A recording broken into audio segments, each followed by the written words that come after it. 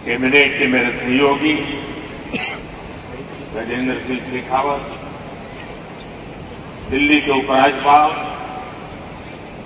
VK Saxena, मुख्यमंत्री रेखा गुप्ता जी, अन्य सभी महानुभाव,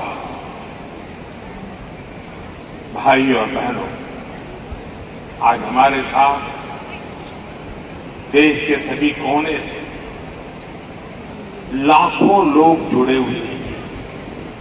मैं उनको भी मेरी तरफ से वंदे मातरम से शुभकामनाएं देता हूं। आज 7 नवंबर का दिन बहुत ऐतिहासिक है। आज हम वंदे मातरम के 150वें वर्ष का महाउत्सव मना रहे हैं। ये पुण्य अवसर हमें नई प्रेरणा देगा, कोटि कोटि देशवासियों को नई ऊर्जा से भर देगा। इस दिन को इतिहास की तारीख में अंकित करने के लिए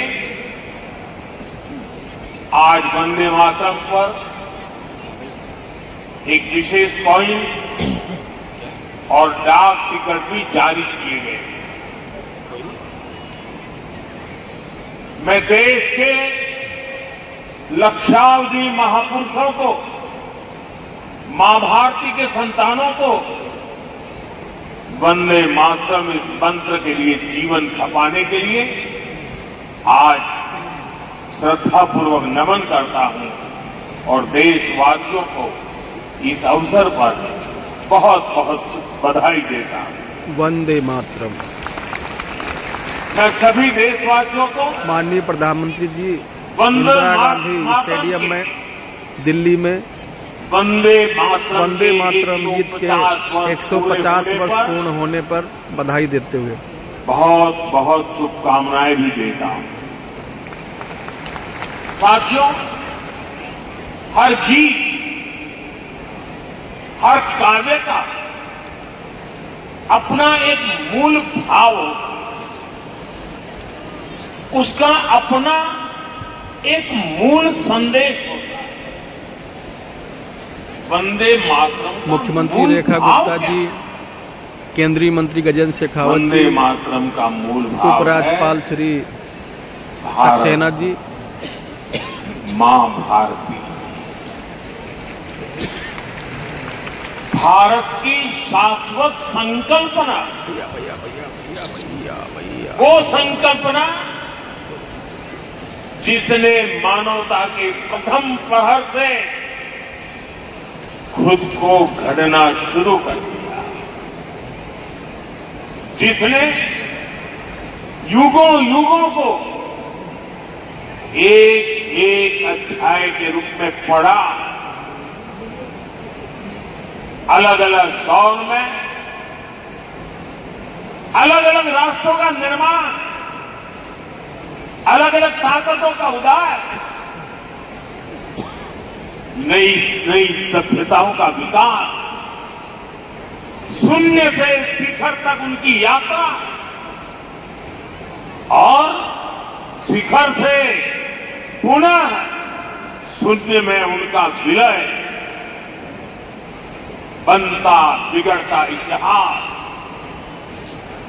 दुनिया का बदलता भूगोल, भारत ने ये सब कुछ देखा है।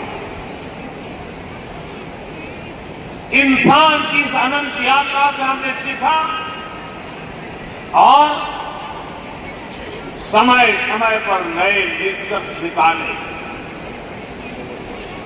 हमने उनके आधार पर अपनी सभ्यता के मूल्यों और आदर्शों को तराशा, उसे गढ़ा। हमने, हमारे पूर्वजों ने हमारे ऋषियों ने, मुनियों ने, हमारे आचार्यों ने, भगवंतों ने, हमारे देशवासियों ने अपनी एक सांस्कृतिक पहचान बनाई।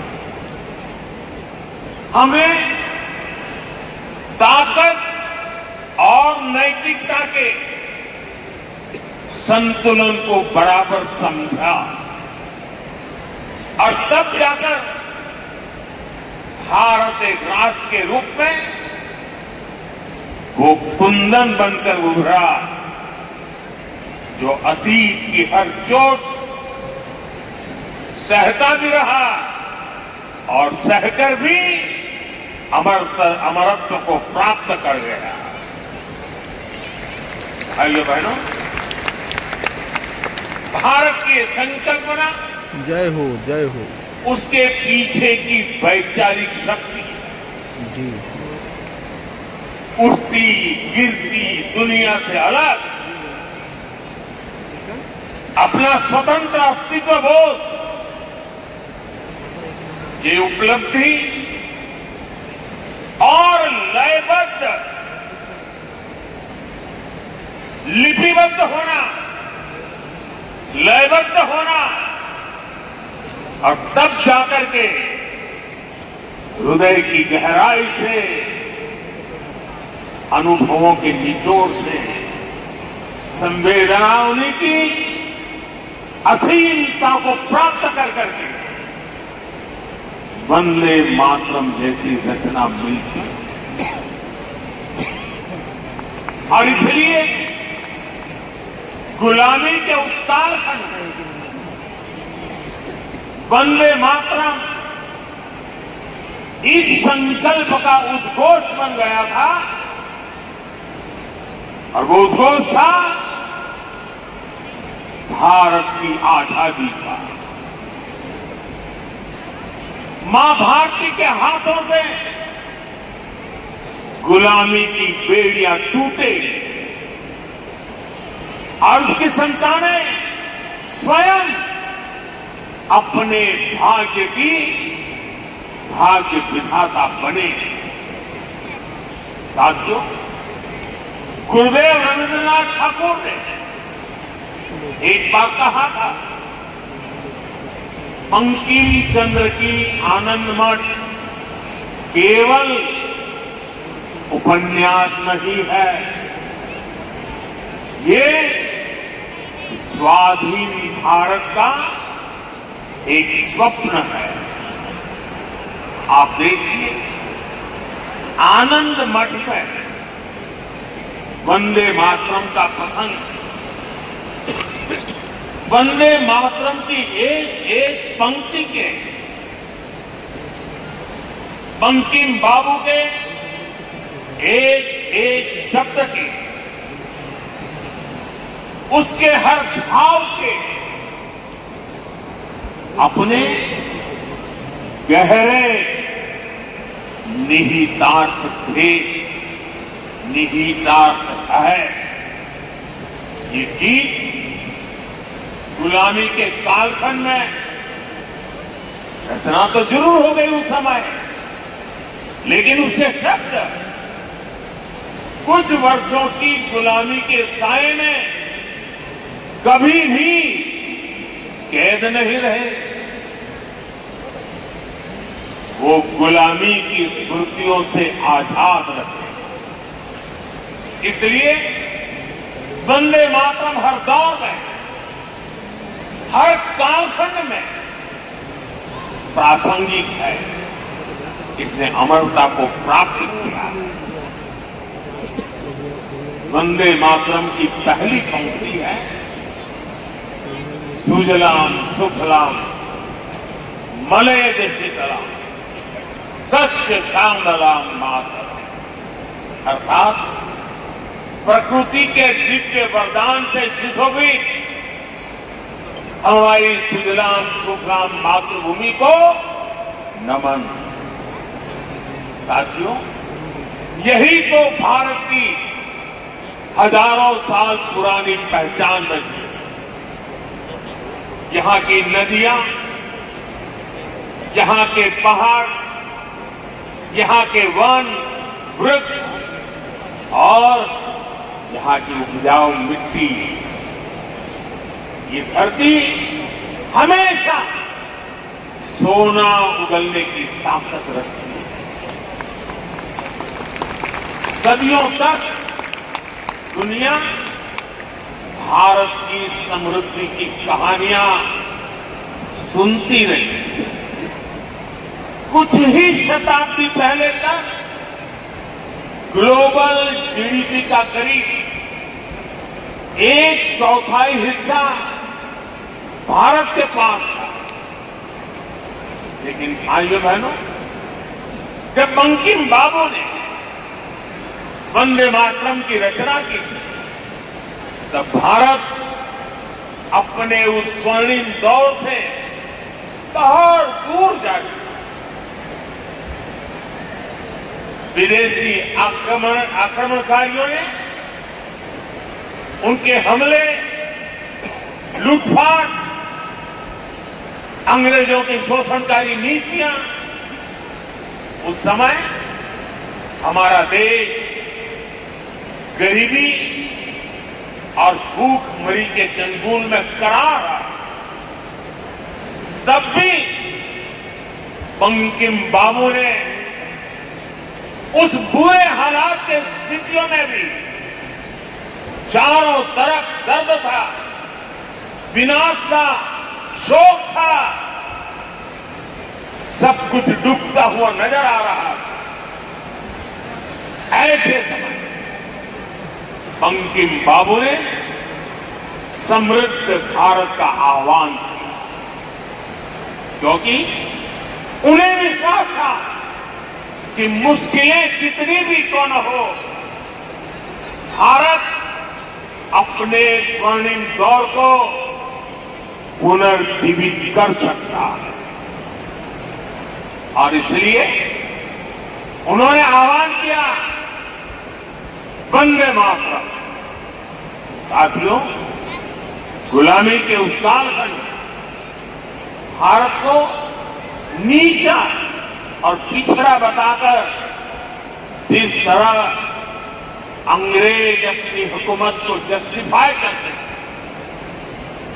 इस प्रथम पंक्ति ने उस दुष्प्रचार को पूरी तरह से ध्वस्त करने का काम किया। इसलिए वंदे मातरम केवल आजादी का गान ही नहीं बना, बल्कि आजाद भारत कैसा होगा, वंदे मातरम ने वो सुजलाम सुफलाम सपना भी करोड़ों देशवासियों के सामने प्रस्तुत किया। साथियों, आज ये दिन हमें वंदे मातरम की असाधारण यात्रा और उसके प्रभाव को जानने का अवसर भी देता है। जब सन 1875 में बंकिम बाबू ने बंग दर्शन में वंदे मातरम प्रकाशित किया था, तो कुछ लोगों को लगता था ये तो केवल एक गीत है। लेकिन देखते ही देखते वंदे मातरम भारत के स्वतंत्रता संग्राम का कोटि कोटि जनों का स्वर बन गया। एक ऐसा स्वर जो हर क्रांतिकारी की जबान पर था, एक ऐसा स्वर जो हर भारतीय की भावनाओं को व्यक्त कर रहा था। आप देखिए, आजादी की लड़ाई का शायद ही ऐसा कोई अध्याय होगा जिससे वंदे मातरम किसी न किसी रूप से जुड़ा नहीं था। 1896 में गुरुदेव रविन्द्रनाथ टैगोर ने कोलकाता अधिवेशन में वंदे मातरम गाया। 1905 में बंगाल का विभाजन हुआ। ये देश को बांटने का अंग्रेजों का एक खतरनाक एक्सपेरिमेंट था। लेकिन वंदे मातरम उन मंसूबों के आगे चट्टान बनकर के खड़ा हो गया। बंगाल के विभाजन के विरोध में सड़कों पर एक ही आवाज थी, वंदे मातरम। साथियों, बरिसाल अधिवेशन में जब आंदोलनकारियों पर गोलियां चली, तब भी उनको होठों पर वही मंत्र था, वही शब्द थे, वंदे मातरम। भारत के बाहर रहकर आजादी के लिए काम कर रहे वीर सावरकर जैसे स्वतंत्र सेनानी जब आपस में मिलते थे तो उनका अभिवादन वंदे मातरम से ही होता था। कितने ही क्रांतिकारियों ने फांसी के तख्त पर खड़े होकर भी वंदे मातरम को, ऐसी कितनी ही घटनाएं, इतिहास की कितनी ही तारीखें, इतना बड़ा देश, अलग अलग प्रांत और इलाके, अलग अलग भाषा बोलने वाले लोग, उनका आंदोलन, लेकिन जो नारा, जो संकल्प, जो गीत हर जबान पर था, जो गीत हर स्वर में था, वो था वंदे मातरम। इसलिए भाइयों बहनों, 1927 महात्मा गांधी ने कहा था, वंदे मातरम हमारे सामने संपूर्ण भारत का ऐसा चित्र उपस्थित कर देता है जो अखंड है। श्री अरविंदो ने वंदे मातरम को एक गीत से भी आगे उसे एक मंत्र कहा है। उन्होंने कहा, एक ऐसा मंत्र है जो आत्मबल जगाता है। भिकाजी कामा ने भारत का जो ध्वज तैयार करवाया था, उसमें भी लिखा था वंदे मातरम। साथियों, हमारा राष्ट्र ध्वज समय के साथ कई बदलावों से गुजरा, लेकिन तब से लेकर आज तक हमारे तिरंगे तक देश का झंडा जब भी फहरता है तो हमारे मुंह से अनायास निकलता है, भारत माता की जय, वंदे मातरम। इसलिए आज जब हम उस राष्ट्र गीत के 150 वर्ष मना रहे हैं, तो ये देश के महान नायकों के प्रति हमारी श्रद्धांजलि है। और ये उन लाखों बलिदानियों को भी श्रद्धापूर्वक नमन है, जो वंदे मातरम का आह्वान करते हुए फांसी के तख्त पर झूलते हुए, जो वंदे मातरम बोलते हुए कोड़ों की मार सहते रहे, जो वंदे मातरम का मंत्र जपते हुए बर्फ की सिल्लियों पर अड़ीग रहे। साथियों, आज हम 140 करोड़ देशवासी ऐसे सभी नाम, अनाम, गुमनाम राष्ट्र के लिए जीने मरने वालों को श्रद्धांजलि देते हैं, जो वंदे मातरम कहते हुए देश के लिए बलिदान हो गए, जिनके नाम इतिहास के पन्नों में कभी दर्ज ही नहीं हो पाए। साथियों, हमारे वेदों ने हमें सिखाया है, माता भूमि ही पुत्रो अहम पृथ्व्याः, अर्थात ये धरती हमारी मां है, ये देश हमारी मां है, हम इसी की संतान हैं। भारत के लोगों ने वैदिक काल से ही राष्ट्र की इसी स्वरूप में कल्पना की, इसी स्वरूप में आराधना की। इसी वैदिक चिंतन से वंदे मातरम ने आजादी की लड़ाई में नई चेतना दी।